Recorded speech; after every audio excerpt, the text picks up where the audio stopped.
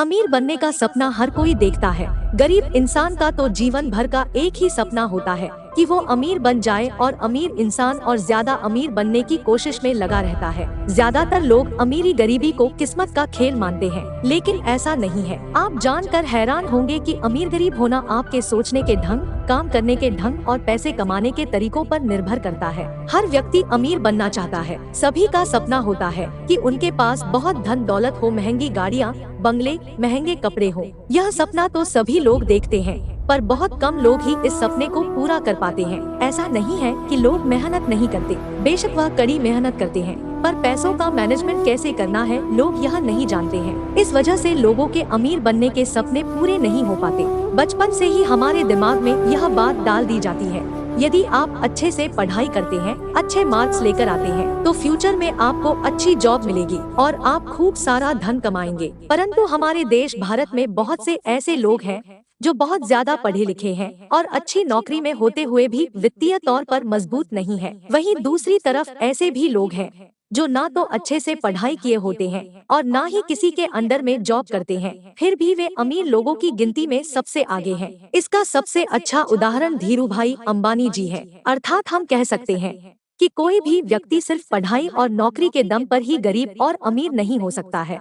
इसके लिए आपको फाइनेंशियल मैनेजमेंट को समझना बहुत जरूरी है। चलिए आप सभी को इस फाइनेंस मैनेजमेंट को अच्छी तरह से समझाते हैं। अगर आपको जानना है कि अमीर कैसे बना जाए तो वीडियो को लास्ट तक जरूर देखना, और अगर लास्ट तक नहीं देख सकते तो यहीं से वीडियो को बंद कर सकते हो, जिससे आपका टाइम बच जाएगा। Robert T Kiyosaki rich dad poor dad किताब के लेखक है। इनके दो पिता थे, जिनमें से एक अमीर थे और एक गरीब थे। अब आप सोचेंगे दो पिता कैसे? एक उनके जन्मदाता थे जो कि गरीब थे, और दूसरे पिता उनके बेस्ट फ्रेंड के पिता थे जिन्हें रॉबर्ट अपना पिता मानता था। एक पिता जो गरीब थे वो बहुत ही ज्यादा पढ़े लिखे थे, और उनके दूसरे पिता जो अमीर थे उन्होंने अपने स्कूल की पढ़ाई भी पूरी नहीं की थी। दोनों ने अपनी जिंदगी में बहुत कड़ी मेहनत की थी और दोनों ही अपने क्षेत्र में सक्सेस भी प्राप्त की थी। पैसों को लेकर उन दोनों की राय भी बिल्कुल अलग थी। आइए इसे हम कुछ पॉइंट्स के मदद से समझते हैं। नंबर 1 है सोच। रॉबर्ट कियोसाकी के पहले पिता का मानना था कि वह कोई वस्तु खरीद नहीं सकते, जबकि दूसरे पिता इस बात से चिढ़ते थे। दूसरे पिता रॉबर्ट को हमेशा समझाते थे कि तुम किसी चीज को कैसे खरीद सकते हो, इस बारे में सोचो। पहले पिता की सोच नकारात्मक है, वहीं पर दूसरे पिता की सोच प्रश्नवाचक है। नकारात्मक सोच बात को वहीं पर खत्म कर देता है, जबकि प्रश्नवाचक सोच हमें सोचने पर मजबूर कर देता है कि हम कैसे किसी वस्तु को हासिल कर सकते हैं। जब कोई व्यक्ति अपने दिमाग में यह सोच लेता है कि वह किसी वस्तु को नहीं खरीद सकता तो उसका दिमाग भी काम करना बंद कर देता है। परंतु जब कोई व्यक्ति अपने दिमाग से प्रश्न करता है तो उसका दिमाग काम करना शुरू करता है। दिमाग प्रश्नों के उत्तर ढूंढने लगता है। इसका मतलब यह है कि दिमाग को नकारात्मक चीजों से दूर रखो और दिमाग को उसका काम करने दो। इससे दिमाग एक्टिव रहेगा और धीरे धीरे स्ट्रॉन्ग हो जाएगा।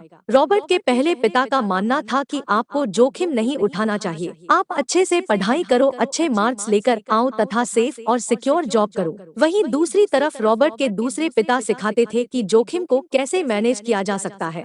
नंबर 3 है संपत्ति और दायित्व में अंतर पता ना होना। हमें अपनी संपत्ति और अपने दायित्व का पूरा ज्ञान होना चाहिए। संपत्ति से धन में वृद्धि होती है और दायित्व से धन या पैसों में कमी आती है। यदि आप अमीर बनना चाहते हैं तो आप संपत्ति खरीदे, और यदि आप गरीब ही रहना चाहते हैं तो आप दायित्व खरीदे। आप दायित्व को देखकर कंफ्यूज मत होना। आप फर्नीचर या गाड़ी खरीदते हैं तो उससे आपको किसी भी तरह का इनकम नहीं होगी, और यदि आप कोई संपत्ति खरीदते हैं तो उससे आपकी धन में वृद्धि होती है। नंबर 4 है सबसे पहले खुद को पेमेंट करना। रॉबर्ट के दूसरे पिता रॉबर्ट को यह बात समझाई कि सबसे पहले आप अपनी कमाई का